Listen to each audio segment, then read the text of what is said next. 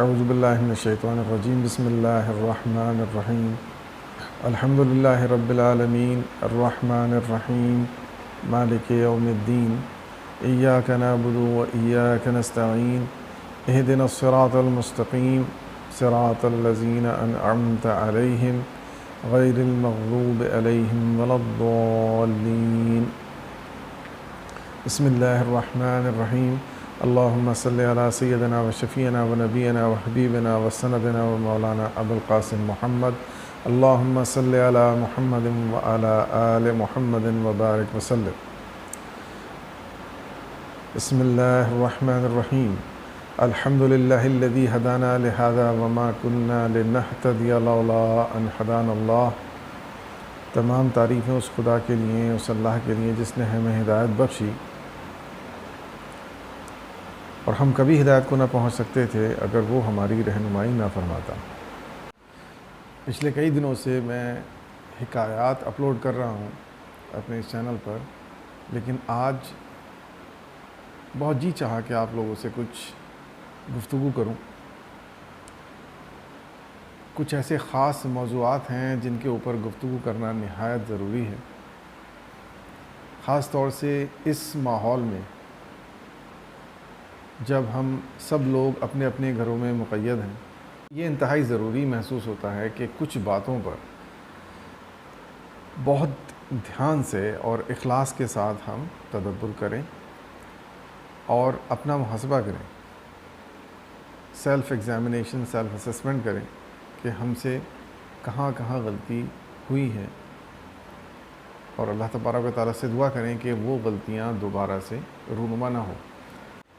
یہ گفتگو بہت خاص ہونے کے ساتھ ساتھ پرمغز بھی ہے اور بہت زیادہ توجہ طلب ہے، تو میری آپ لوگوں سے یہ التجا ہے، یہ ریکویسٹ ہے کہ اس ویڈیو کو تحمل کے ساتھ، بہت دھیان سے، توجہ کے ساتھ سنیے گا اور غور کیجیے گا۔ تو جو لوگ تحمل سے کام نہیں لے سکتے اور غور و فکر کرنے کے خواہشمند نہیں ہیں، ان کے لیے یہ ویڈیو نہیں ہے۔ تو پلیز پلیز پلیز ان باتوں کو جو میں آپ سے کرنے والا ہوں ذرا غور سے سنیے، اور صرف سنیے گا مت، ان کے اوپر غور کیجیے گا۔ ہو سکتا ہے کہ یہ ہماری زندگی کا دھارا ہی تبدیل کر دیں، یہ ہمارے لیے ایک زندگی کا اہم ٹرننگ پوائنٹ ثابت ہو۔ بنیادی طور سے بہت سارے ریزنز اینڈ آرگیومنٹس ایک کنکلوژن فراہم کرتے ہیں، یعنی بہت ساری اسباب اور بہت سارے منطقی پہلو ایک نتیجہ برآمد کرتے ہیں، اور اس نتیجے کو ہم نظریہ کہتے ہیں۔ یعنی ہم جب کسی بات کے اوپر غور کرتے ہیں اور اپنے تمام عقلی دلائل اس پر استعمال کرتے ہیں، اور ایسا کرنے کے بعد اگر کوئی بات ہماری ذہن میں آتی ہے منطقی طور پر، تو وہ نظریہ بن جاتی ہے، اس کو ہم ماننا شروع کر دیتے ہیں۔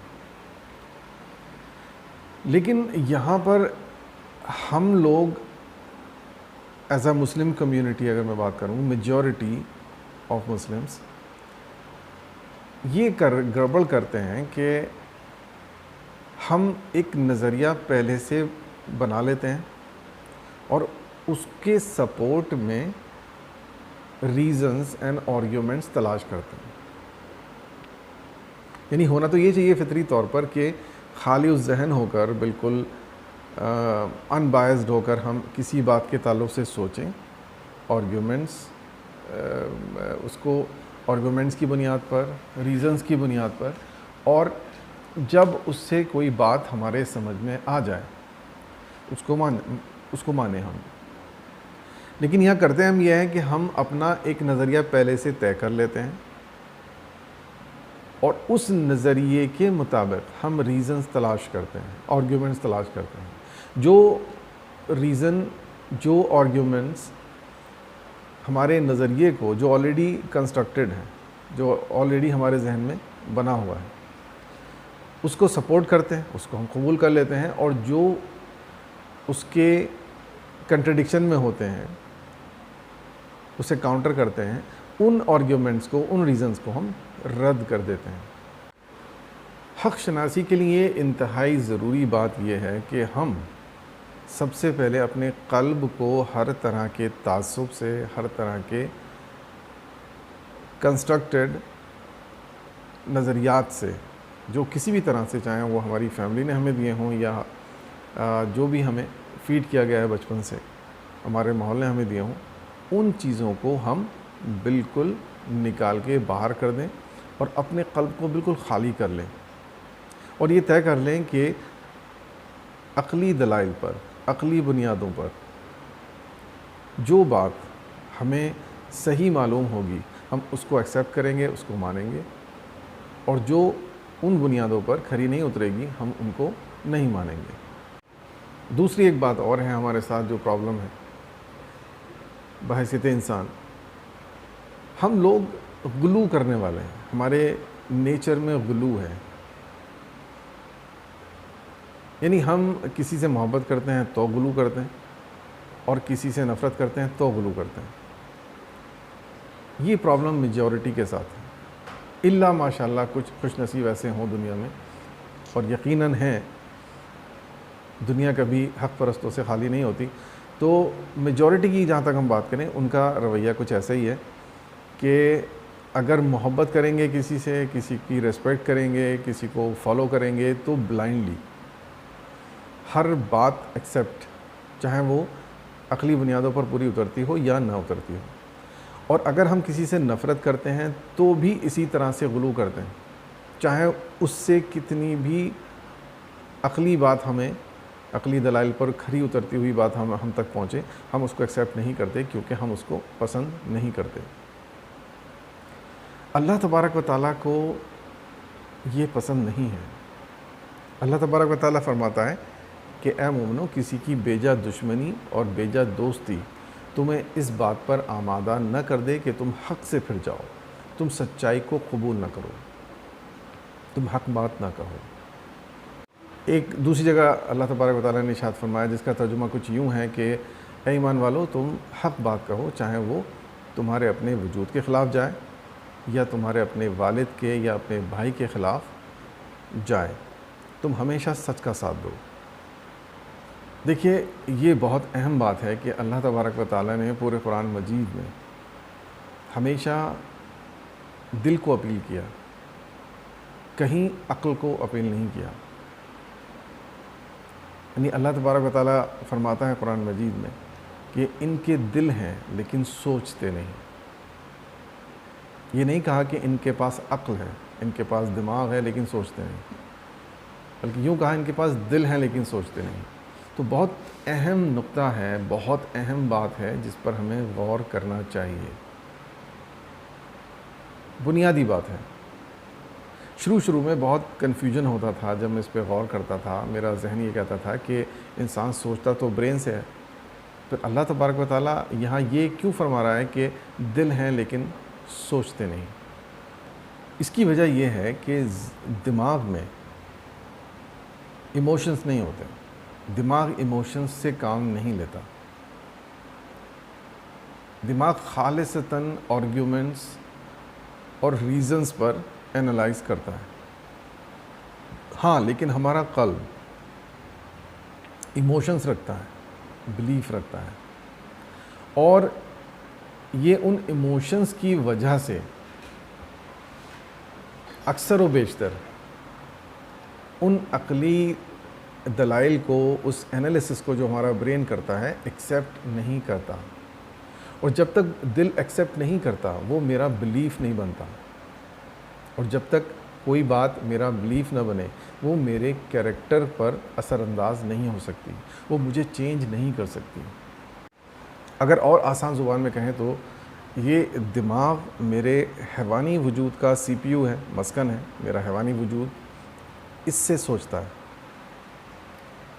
اور جو میرا دوسرا وجود ہے، میرا روحانی وجود، وہ دل سے سوچتا ہے، اور اللہ تبارک و تعالیٰ میرے اس روحانی وجود کو ہی مخاطب کرتا ہے کیونکہ وہی اصل ہے، وہ کبھی ختم نہ ہونے والی شے ہے۔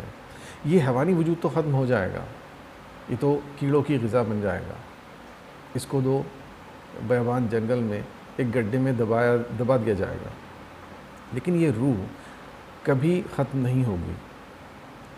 تو مطلوبہ شے روح ہے، اس کا تزکیہ ہے. اس لیے اللہ تبارک و تعالیٰ کو وہی چیز مطلوب ہے. دل روح کا مسکن ہے، روح اس سے سوچتی ہے، فیل کرتی ہے، اسی کے اندر ایموشنز ہوتے ہیں، اسی کے اندر جذبات ہوتے ہیں. اس لیے اللہ تبارک و تعالیٰ نے اس میرے روحانی وجود کو اپیل کیا ہے. اس لیے ہر جگہ دل کو اپیل کیا ہے. دل ہیں لیکن سوچتے نہیں. دیکھیے ہدایت کا جو تعلق ہے وہ سیدھا قلب سے ہے. وہ انسان کے روح پر وارد ہوتا ہے، اس کا نزول ہوتا ہے اس کی روح پر، اس کے قلب پر، اور اس کا ٹریگر ہے اللہ تبارک و تعالیٰ کے پاس، خالق کائنات کے پاس. تو جس کو وہ ہدایت دینا چاہے سیدھے اس کے قلب پر وہ اس بات کو الہام کر دیتا ہے، پیوست کر دیتا ہے، جو بھی الفاظ آپ یوز کریں. اور آرگیومنٹلی جو بھی بات ہم انالائز کرتے ہیں اپنے برین سے، وہ بھی جب انالیسس کمپلیٹ ہو جاتا ہے اور اس کا ایک نتیجہ عکس ہوتا ہے، وہ میرے قلب میں ٹرانسفر ہوتی ہے، میرے قلب کا، میرے روح کا حصہ بنتی ہے، میرے بلیف کا حصہ بنتی ہے. لیکن اس کی کچھ شرائط ہیں. اس کی شرائط یہ ہے کہ میرے قلب پاک ہو، میرا قلب پہلے سے کچھ باعث نظریات سے بھرا ہوا نہ ہو. یہ برتن بھرا ہوا ہوگا تو یہاں سے کچھ نیچے نہیں اتر سکتا. جیسے ہی وہ نیچے ٹرانسفر ہونے کا اس کا نمبر آئے گا، موقع آئے گا، وہ دیکھے گا کہ یار یہاں تو جگہ ہی نہیں ہے، یہاں تو پہلے سے خود ساختہ نظریات اور جذبات بھرے پڑے ہیں. تو کدھر ٹرانسفر ہو، حق کیسے ٹرانسفر ہو؟ تو اس طرح سے کبھی بھی حق تک رسائی ممکن ہی نہیں ہے. Please try to understand. حق تک رسائی، سچائی نصیب نہیں ہو سکتی جب تک یہ ظرف، یہ برتن خالی نہ ہو. نہ ہی عقل سے ٹرانسفر ہو سکتی ہے کوئی چیز، اور نہ ہی اللہ تبارک و تعالیٰ اس کو عطا کر سکتا ہے اپنے قدرت سے. اللہ تبارک و تعالیٰ بھی اپنے اسی بندے کو چنتا ہے ہدایت کے لیے جس کا یہ ظرف خالی ہو، جس کا یہ ظرف پاک ہو ہر طرح کے تعصب سے. اسی کے اندر حق کی رسائی اللہ تبارک و تعالیٰ فرماتا ہے، جس کو ہم ہدایت کہتے ہیں.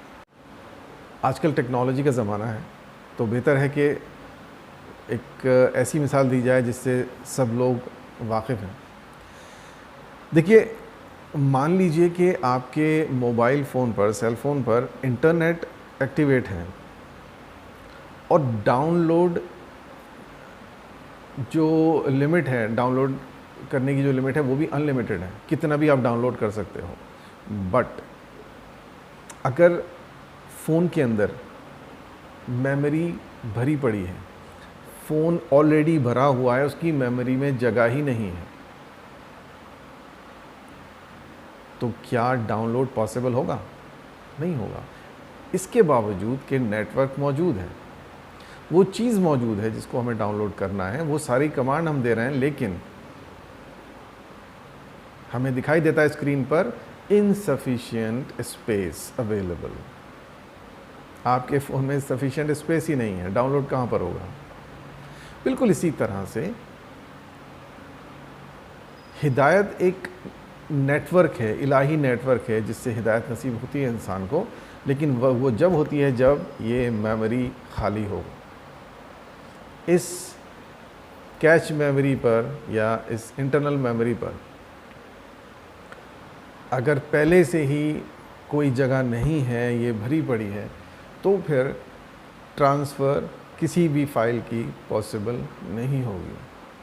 کوئی انفارمیشن ٹرانسفر نہیں ہوگی، چاہے جتنا عقلی گھوڑے دوڑائیں، چاہے جتنا عقلی گھوڑے دوڑائیں. اس کو میں اپنی زبان میں بت کہتا ہوں، دلوں میں بت. بت صرف مادی نہیں ہوتا. معاف کیجیے اگر آپ یہ سمجھتے ہیں کہ بت صرف مادی ہوتا ہے، تو یہ بہت بڑی غلط فہمی ہے.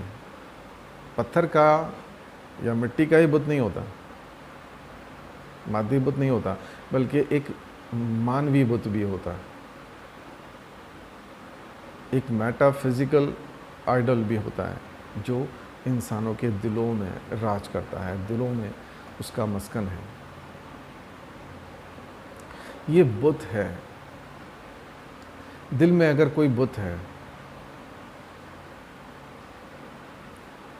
تو حق سبحانہ و تعالیٰ کی ہدایت کے آنے کا کوئی امکان نہیں ہے، آپ مانیں یا نہ مانیں.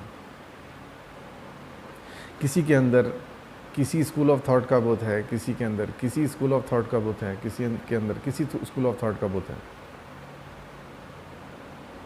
بس وہ اس بت کی بلائنڈ پرستش کر رہا ہے بغیر سوچے سمجھے.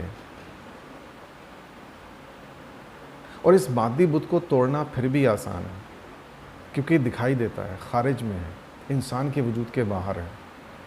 لیکن یہ بت جو انسان کے وجود کے اندر پیوست ہوتا ہے، اس کو بریک کرنا بہت مشکل ہوتا ہے. اور بہت بڑے لوگ ہوتے ہیں وہ جو اس بت کو توڑ پاتے ہیں.